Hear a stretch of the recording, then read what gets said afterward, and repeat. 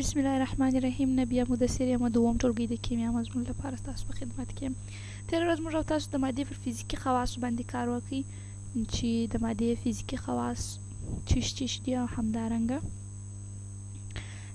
نن راځو د مادې کیمیاوي خواص وایو چې ماده درلودونکې د کومو کیمیاوي خواصو ده او همداسې د مادې فزیکي خواصو کې زموږ او ستاسو څخه د موادو کلکوالی او نرموالی موضوع پاتې شوه. دغه موضوع او همدارنګه کیمیاوي خواصو موضوع راځو نن موږ او تاسو مطالعه کوو.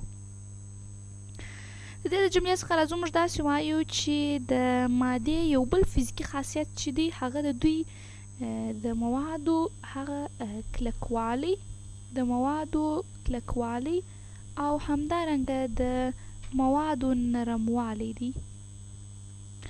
د موادو کلکوالی او همدارنګه د موادو نرموالی دی.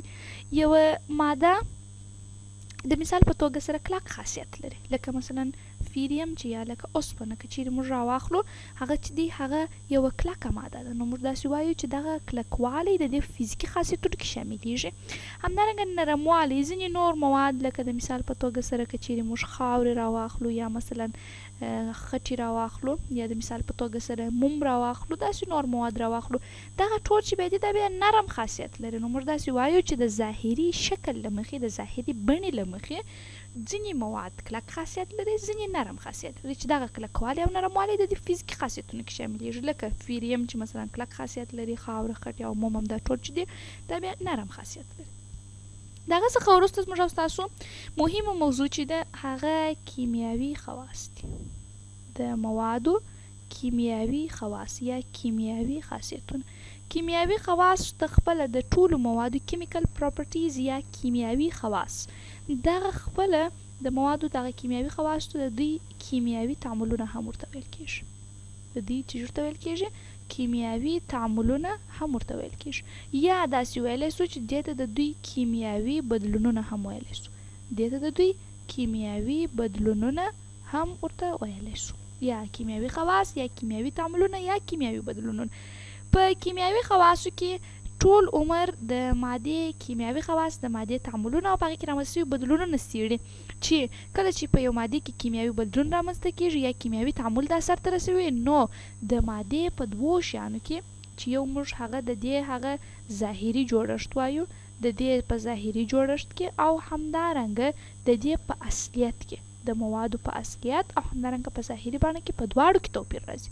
کله چې د یو ماده یو کیمیاوي بدلون په دې کې رامنځته کېږي یا په دې کې یو کیمیاوي تعامل دا سرته رسوي، په دغه وخت کې د دې هم په ظاهري جوړښت کې توپیر راځي او هم په اصلیت کې په دواړو کې څه راځي؟ توپیر راځي. د مثال په توګه سره کله چې یو اوسپنه راواخلو یا مثلا فیریم دی، دا چې کله د اوبو سره زیاته مخامخ سي یا د آزادې هوا په شتون کې یا د اوبو سره د مخ کېدو په شتون کې دا عموما زنګ کوي. دا څنګه زنګ کوي؟ دلته دغه فیریم چې دی په دې باندې خپله د اکسیجن نصب کېږي. کله چې پر فیریم باندې اکسیجن نصب سو په د آزاده هوا کې، نو د دې څخه باره فیریم اکساید لاسته راځي. دغه فیریم اکساید ته موږ داسې خپله زنګ وایو چې موږ یو ماده چې شو کړله زنګ یې وکړي. هغه دغه فیریم اکساید د فیریم د اکسیجن سره د یو ځایوالي له امله چې پر فیریم باندې نصب سوی فیریم اکساید لاسته راغلی، دغه ته باید شویل کېږي د اوسپنې زنګ کول ورته ویل کېږي. دلته دغه اوسپنه چې ده دا د یو بلې مادې سره د یو ځای کېدو په نتیجه کې د دې په اصلیت کې توپیر راغلی. معنا پخوا چې دا سره کمه اوس دغسې نه ده، د دې په هغه اصلیت کې او په ظاهري جوړښت په دواړو کې توپیر راغلی. دلته موږ وایو چې په دې کې یو کیمیاوي تعامل رامنځته یا یو کیمیاوي بدلون په دې کې رامنځته شو، دغه ته د دې خپله کیمیاوي خواص هم ویل کېږي. یا د مثال په توګه سره که چیرې مثلا موږ یو کاغذ راواخلو، مثلا یو کاغذ دی، زه راځم مثلا داسې د یو کاغذ یو ټوټه راخلم، دغه د کاغذ ټوټه چې ده دې ته راځم اور وراچوم، د مثال په توګه سره دې ته څه راچوم؟ اور وراچوم. کله چې دغه د کاغذ ټوټه دې ته زه راواسم مثلا اور واچوم، نو په نتیجه کې دا په ایرو باندې بدلیږي. دې څخه چې لاسته راځي؟ دې څخه ایرې لاسته راځي. دلته دغه ایرې چې دی نه دا د لومړني کاغذ خاصیت په ځان کې لري، نه د دې شکل د کاغذ په رقم دی. نو موږ داسې ویلی سو چې په دلته په دې کې کیمیاوي بدلون رامنځته سو، په دې کې کیمیاوي تعامل دې سرته ورسوی، هغه دا چې دا د اکسیجن په موجودیت کې وسوځل سوله، د دې څخه دغه ایرې لاسته راللې. نو نور دا نه د خپلې لومړنۍ مادې په رقم خاصیت لري، نه د خپلې لومړنۍ مادې په رقم شکل لري. نو کیمیاوي خواصو ته موږ د موادو کیمیاوي تعامل هم ویلی سو او د کیمیاوي بدلون هم ورته ویلی سو چې هغه مثلا په فیریم کې ښه لیدلی سو، په کاغذ کې لیدلی سو او دغسې ځینې نور کیمیاوي تعاملونه چې کله سرته رسېږي نو په دوی کې په اصلیت د مادې په هغه اصلیت کې خپله مکمل څه شي راځي، توپیر پکښې راځي. دغه ته خپله د کیمیاوي خواص ویل کېږي.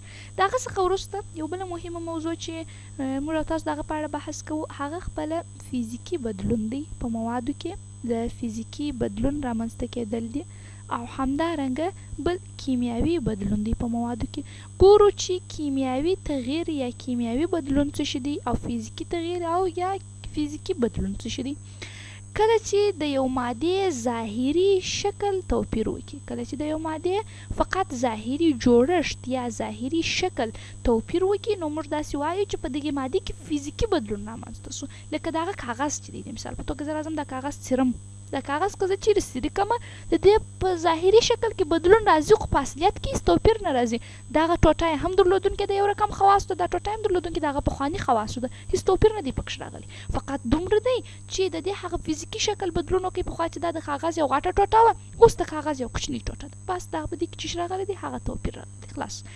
که چیرې کیمیاوي بدلون ته راسو موږ داسې وایو چې کیمیاوي بدلون بیا عبارت د هغه بدلون څخه دی په کوم کې چې د مادې اصلیت او همدارنګه ظاهري شکل یا ظاهري جوړښت دواړه په دې کې چې شي کوي، توپیر کوي، یعنې دواړه په دې کې تغییریږي. لکه دا کاغذ ته چې ما درته اور ورکړو، دې ته چې کله اور ورکړو خو دا په ایرو باندې بدلیږي او دغه ایرې بیا د لومړني کاغذ په رقم خواص لري خو نه لري. نو په دغه خاطر باندې موږ داسې وایو چې کیمیاوي بدلون بیا عبارت د هغه بدلون څخه دی چې د مادې په اصلیت او ظاهري جوړښت دواړو کې توپیر راځي. خو فزیکي بدلون بیا عبارت د هغه بدلون څخه دی چې د یو مادې په ظاهري شکل کې فقط چې شي راسي، توپیر راسي. دغه توپیر برای عبارت دی د فزیکي بدلون یا هم فزیکي تغییر څخه. نو د مادې خاصیت مو ولوستی، د موادو فزیکي بدلون کې مو د دوی کلکوالی او همدارنګه نرموالی ولوستی، کیمیاوي خواص مو ولوسته، فزیکي بدلون مو ولوستی او کیمیاوي بدلون مو ولوستی. نو موږ تاسو د نن ورځې درس په اندازې باندې پای ته رسېږي. د راتلونکي ورځې درس مو دی انشاءالله د مادې حالتونه. تر بیا پورې چې زه ستاسو په خدمت کې حاضرېږم، ښه ورځ، ښې چارې مننه کوم.